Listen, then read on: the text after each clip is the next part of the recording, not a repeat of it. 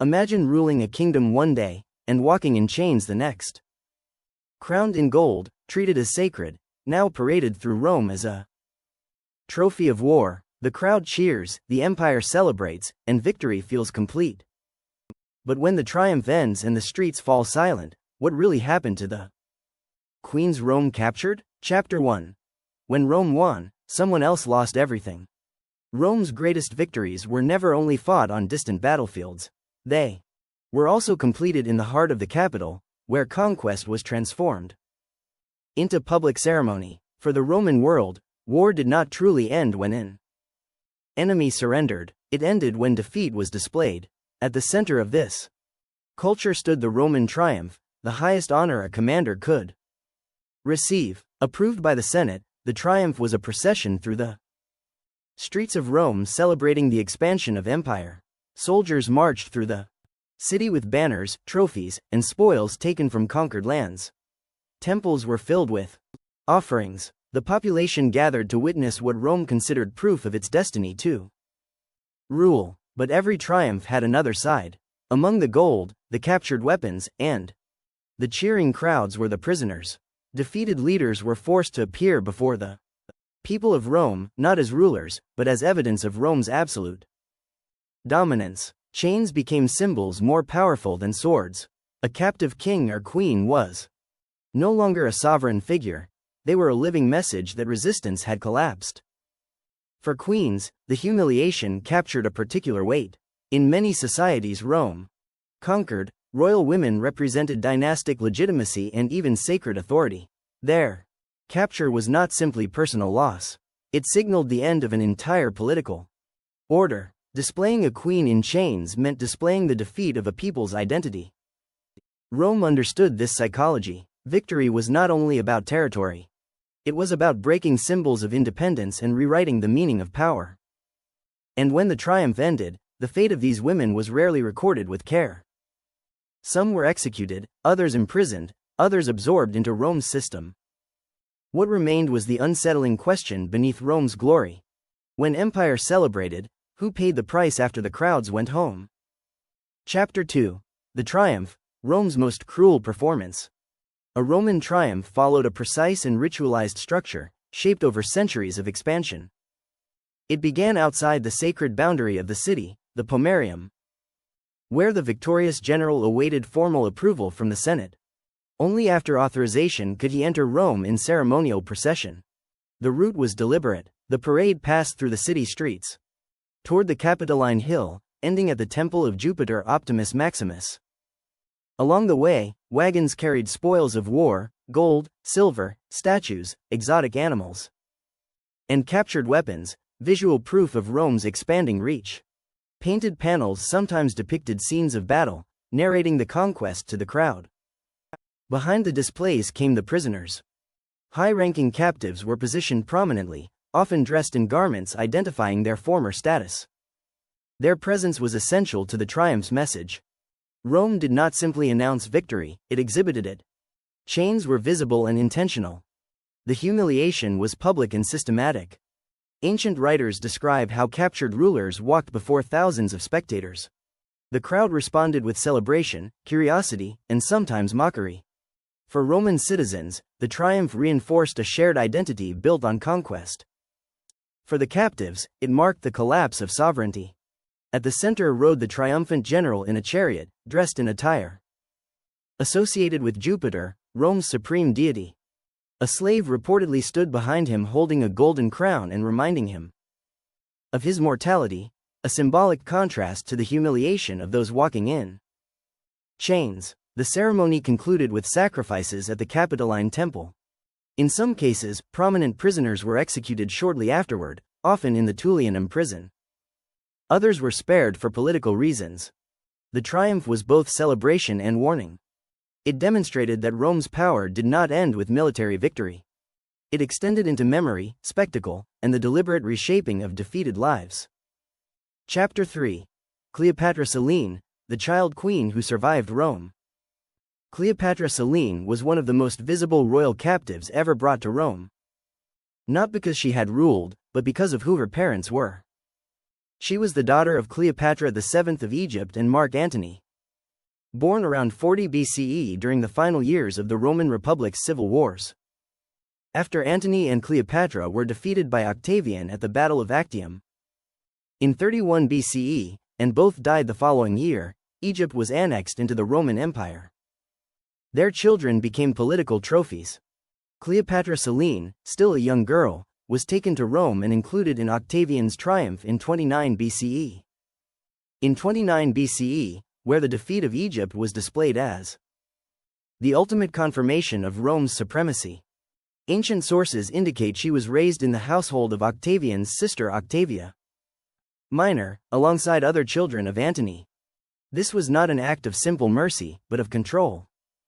Rome often absorbed royal captives into elite households, reshaping them into symbols of Roman order rather than foreign sovereignty. As she grew older, Cleopatra Selene's future became a matter of imperial strategy. Around 25 BCE, Augustus arranged her marriage to Juba II, a North African king educated in Rome. Together they ruled Mauritania as client monarchs, serving Roman interests while maintaining a royal court. Cleopatra Selene never returned to Egypt, but she preserved aspects of her heritage through coinage and cultural patronage. Her life demonstrates one of Rome's most effective tools, turning conquered royalty into instruments of empire, surviving not through freedom, but through adaptation. Chapter 4. Boudica, the Queen. Who refused to be paraded? Boudica, queen of the Iceni tribe in eastern Britain, never walked in a Roman triumph. Her story unfolded differently, through revolt rather than submission. In 60 or 61 CE, after the death of her husband Prasutagus, Rome moved to annex the Iceni kingdom directly. According to the Roman historian Tacitus, imperial officials flogged Boudica and assaulted her daughters when local resistance emerged. The incident ignited one of the most violent uprisings Rome faced in Britain. Boudica rallied the Iceni and allied tribes, exploiting Roman military absence in the region. Her forces attacked Camulodunum, the Roman colonia established for retired soldiers, destroying it. They then moved on to Londinium and Verulamium. Archaeological evidence confirms widespread burning layers in these cities dating to the revolt. Roman sources estimate thousands of Roman citizens and allies were killed, though ancient casualty figures are likely exaggerated. The Roman governor, Gaius Suetonius Paulinus, regrouped his forces and confronted Boudica's army in a decisive battle, probably along Watling Street. Despite being heavily outnumbered, Roman discipline and battlefield tactics prevailed. Tacitus records that Boudica avoided capture by taking poison, though other sources differ on the details of her death. Unlike other defeated rulers, Boudica was never displayed in chains. Her refusal to submit denied Rome the spectacle it often sought. Yet Roman historians framed her rebellion as both barbaric and inevitable, reinforcing imperial authority even in recounting resistance. Her fate illustrates a different path for a queen confronted by Roman power, not captivity, but self-determined death in the face of defeat. Chapter 5. Zenobia of Palmyra, the queen who almost defeated Rome. In the 3rd century CE, during one of the most unstable periods in Roman history, Queen Zenobia of Palmyra emerged as a formidable political and military leader. After the assassination of her husband, King Odaenathus, in 267 CE, Zenobia became regent for her young son. Vabiathus. Palmyra, a wealthy city in modern-day Syria, had long acted as a Roman client state, strategically positioned along eastern trade routes. As Rome struggled with internal crises and external invasions, Zenobia expanded Palmyrene control across Syria, Egypt, and parts of Asia Minor. By 270 CE, her forces had taken Egypt, a province critical to Rome's grain supply. In official inscriptions, Vabiathus adopted imperial titles, and Zenobia herself assumed the title Augusta, though she did not initially declare full independence. Her actions directly challenged Roman authority. Emperor Aurelian responded swiftly. In 272 CE, he led a campaign eastward, defeating Palmyrene forces at the battles of Amay and Emesa. Zenobia attempted to flee toward the Persian Empire but was captured along the Euphrates River. In 274 CE, Zenobia was displayed in Aurelian's triumph in Rome. Ancient sources describe her adorned with jewels and bound in golden chains, a symbol of Rome's restored dominance after years of instability. However, her ultimate fate remains debated. Some accounts claim she was executed, others, including later Roman writers, suggest she was spared and lived in relative comfort in Italy, possibly married to a Roman senator. Zenobia's story reveals both the severity and flexibility of Roman power. She was publicly humiliated, yet possibly integrated into Roman society. Even in defeat, her legacy endured, as both a warning to challengers and a testament to the rare but real political authority wielded by a queen who nearly reshaped the Eastern Empire. Chapter 6. What usually happened to captive queens? While figures like Cleopatra Selene and Zenobia are documented in detail, most captive queens of the Roman world vanished into far less visible endings. Roman policy toward defeated royalty was not uniform, but it followed recognizable patterns shaped by politics, security, and symbolism. Execution was one possible outcome, particularly for rulers who had posed a direct military threat. After a triumph, high-profile captives could be taken to the Tullianum prison at the foot of the Capitoline Hill. Ancient sources describe strangulation as a common method of execution for defeated leaders. The death of the Gallic chieftain Vercingetorix in 46 BCE, after Julius Caesar's triumph, is one well-known example, illustrating how Rome eliminated figures who might inspire further resistance. Yet queens were not always treated identically to kings. In some cases, they were spared for diplomatic reasons. Royal women could be kept under house arrest in Italy or in other controlled territories. They might be married to allied client rulers, strengthening Rome's indirect control over frontier regions. These marriages were strategic, transforming former enemies into instruments of imperial stability. There were also instances where captive royalty were held in relative isolation, effectively removed from political influence without public execution. Their continued existence served as a reminder of Roman dominance while avoiding the risks of martyrdom. Public humiliation itself was often the most powerful punishment. By stripping queens of their regalia and parading them before Roman citizens, the empire attacked not only individuals but the legitimacy of entire dynasties. In doing so, Rome sent a calculated message: sovereignty existed only with Rome's permission. Chapter 7.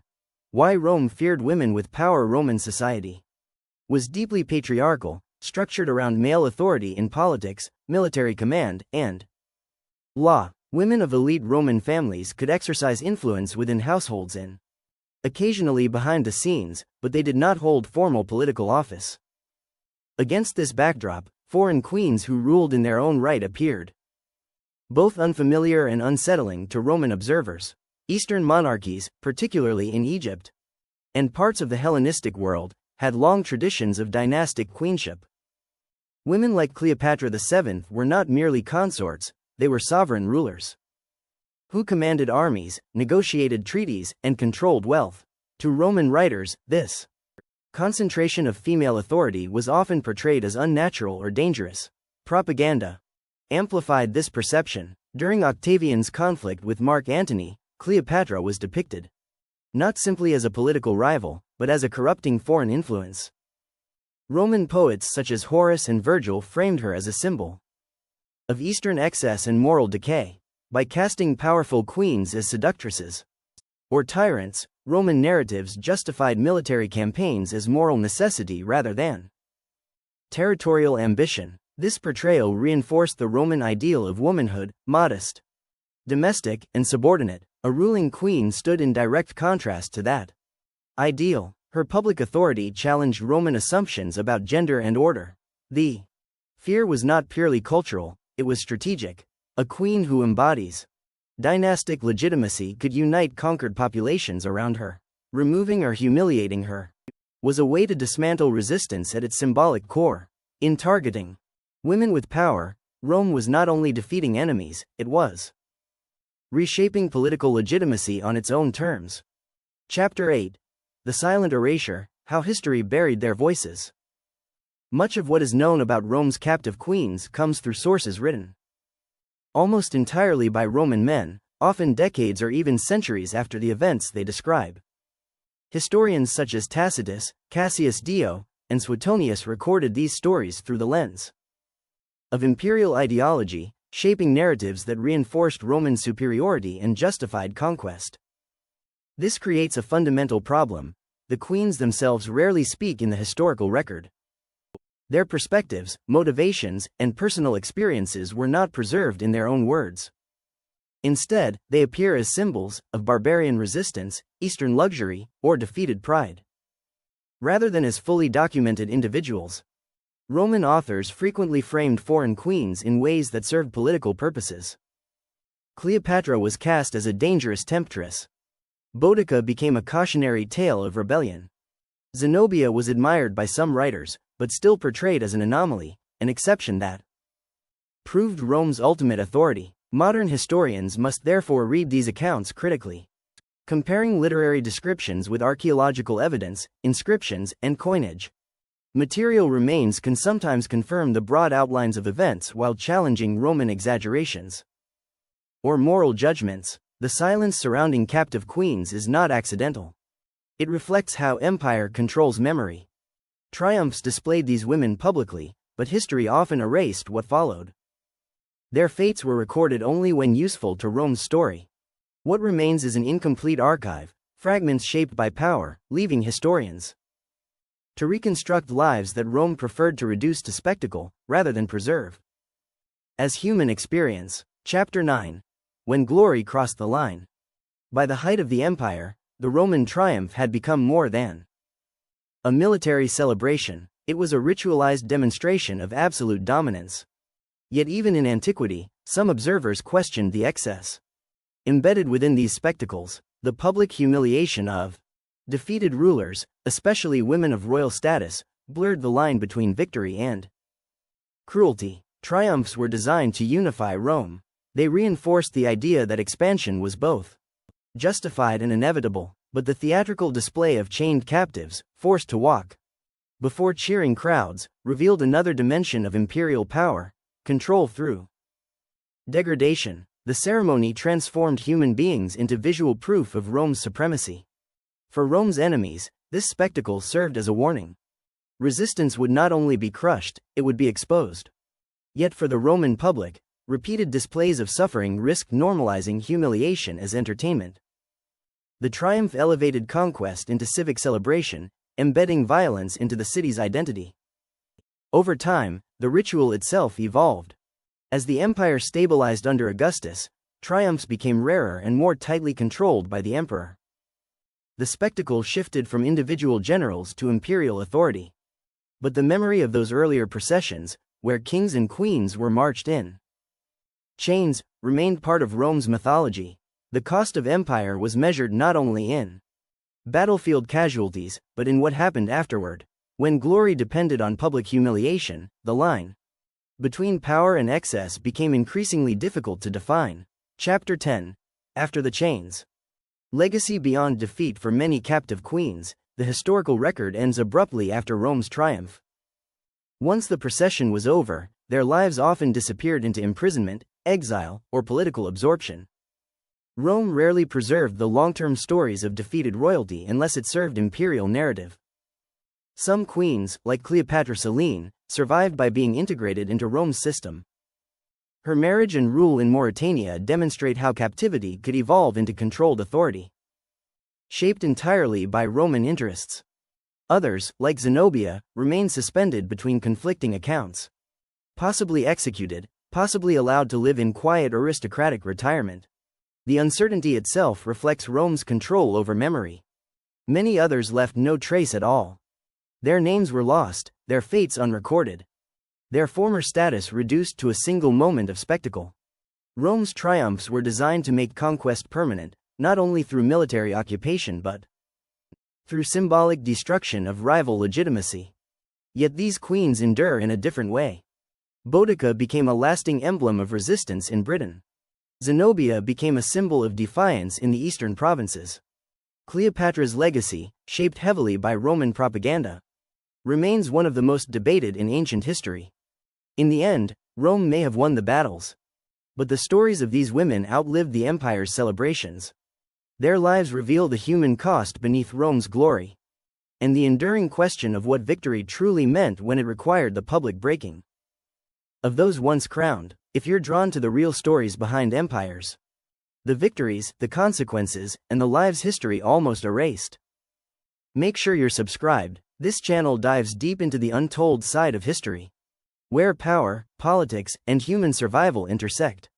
Like the video if you value historically grounded storytelling, and share your thoughts below. Which captured queen's story should we explore next? History isn't just about who won, it's about what happened after.